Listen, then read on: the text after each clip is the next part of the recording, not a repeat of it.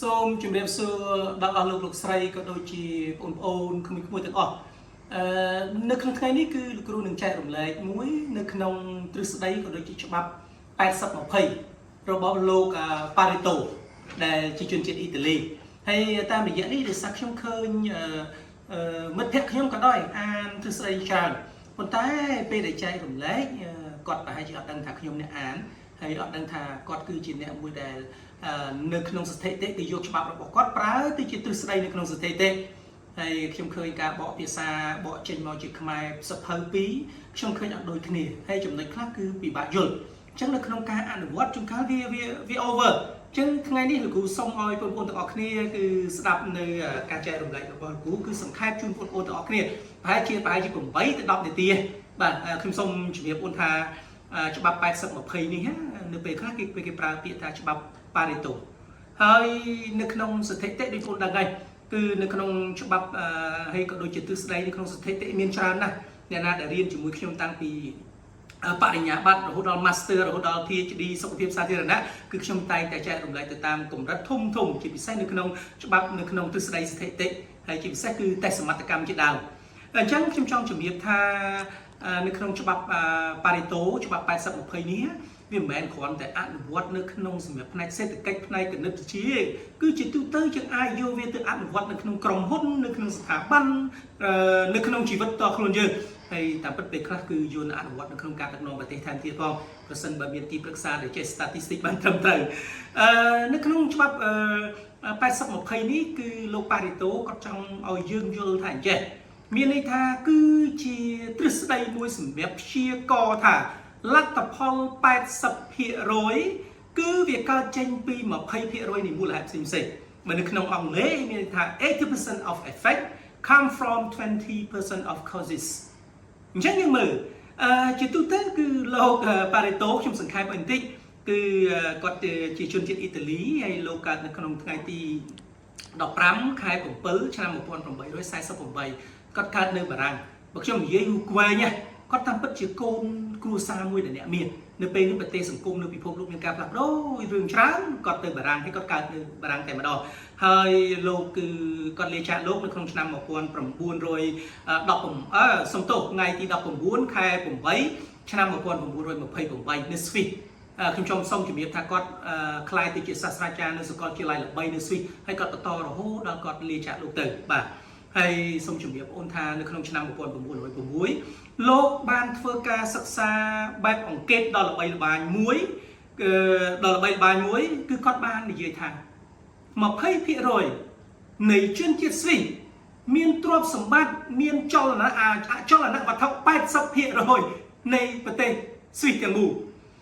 អញ្ចឹងទាំងអស់នេះហើយគឺធ្វើឲ្យរឿងទាំងអស់នេះវាផ្ទុះតាំងពីលោកលើកឡើងដំបូងមកម្លេះ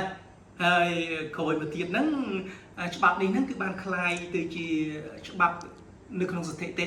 រហូតដល់នៅក្នុងស្ថិតិគេហៅថា Pareto distribution បំណែងចែកនៃ Pareto ហើយខ្ញុំសូមជម្រាបថាបំណែងចែក Pareto នេះខុសជាមួយបំណែងចែកផ្សេងគឺគាត់មានតែ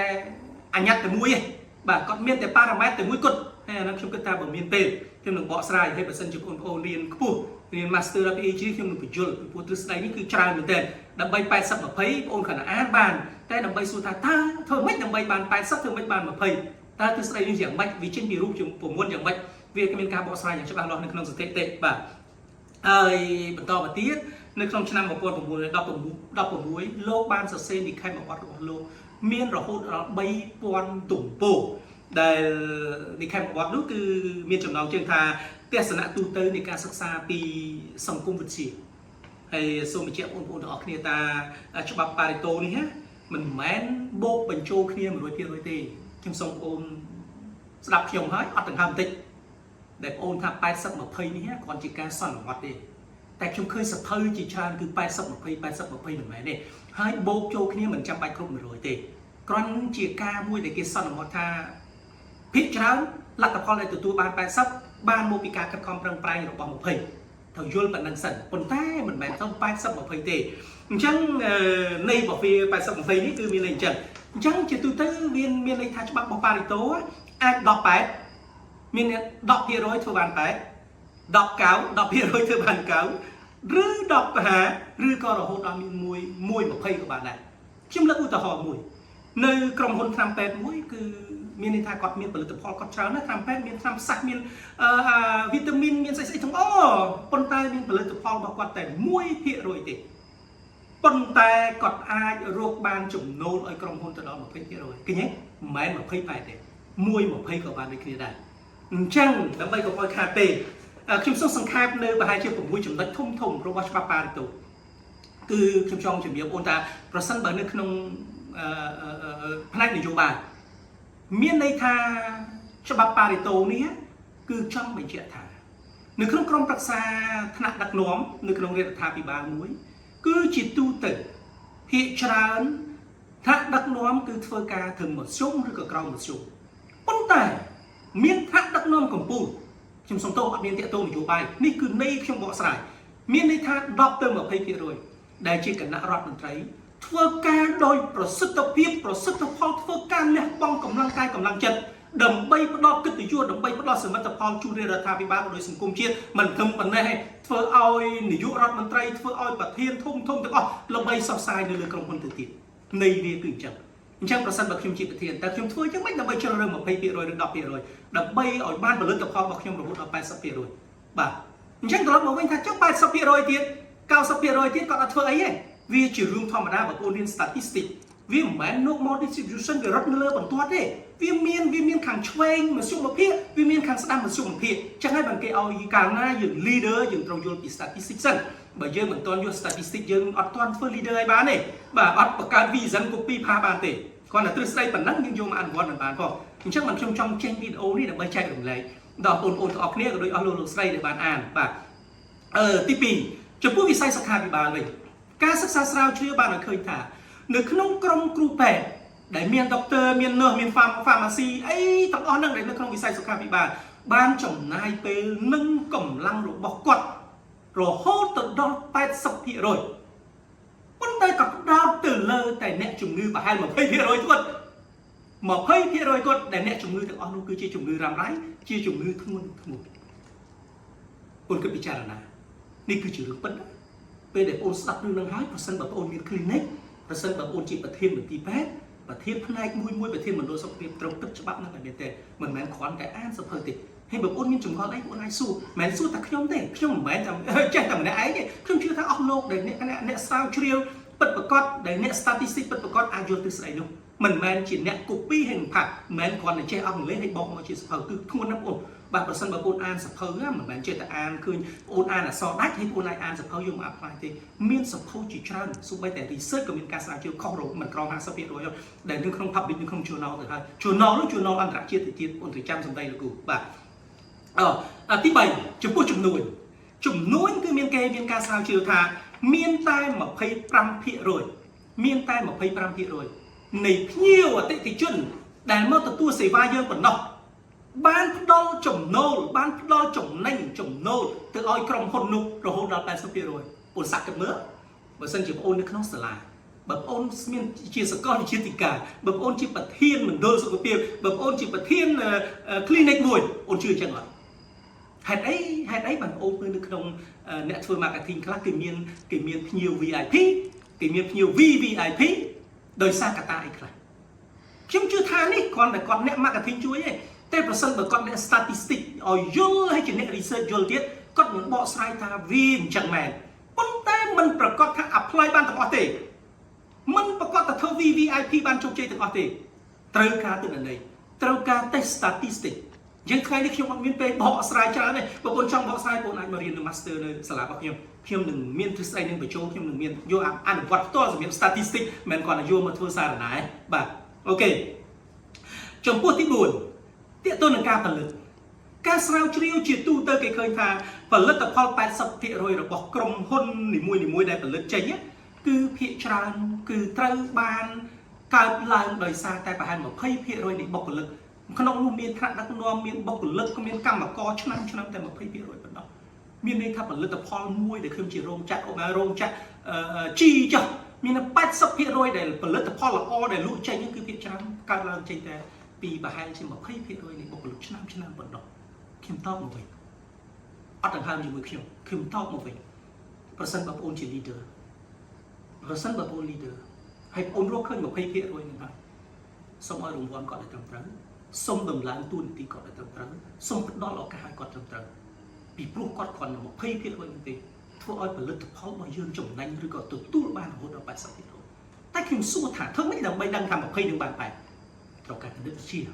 ត្រូវការយល់តែ statistic ទៀតមិនគ្រាន់តែយល់ច្បាប់របស់ Pareto ហើយយើងអាចធ្វើបានទេកត្តាសំខាន់មួយ big deal how can you find the 20% of the cost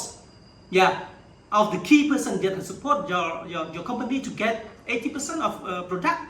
yeah that is a big deal អញ្ចឹងត្រូវតែរៀន statistic ឲ្យបានត្រឹមត្រូវមានអ្នកគណិតវិទ្យាត្រឹមត្រូវមិនមែនគ្រាន់តែអ្នក marketing មួយមុខហើយយើងគណលក់ដាច់មួយឆ្នាំ2ឆ្នាំមកយើងធ្វើជោគជ័យទេមិនទេធម្មជាតិយុតិធម៌ណាកាលណាអ្នកណាមិនជឿទិន្នន័យមិនជឿ data ទាំងអស់នោះវានឹងសងមកវិញគឺស្មើដែរអូនធ្វើ3ឆ្នាំចំណេញ2ឆ្នាំខាតតែ1ឆ្នាំគឺស្មើនឹង0ត្រឡប់មកលេខ0វិញទៅដែរជឿគ្រូទៅនៅពីទៀតចំពោះនៅក្នុងតាក់ទងជាមួយនឹងប្រព័ន្ធ media នៅក្នុងនោះខ្ញុំលើកឡើងពី Facebook ហើយនិង Twitter គេបានធ្វើ research បាទនៅក្នុង status ដែលផុសនៅក្នុង Facebook ហើយ Twitter មានតែ 20% ប៉ុណ្ណោះ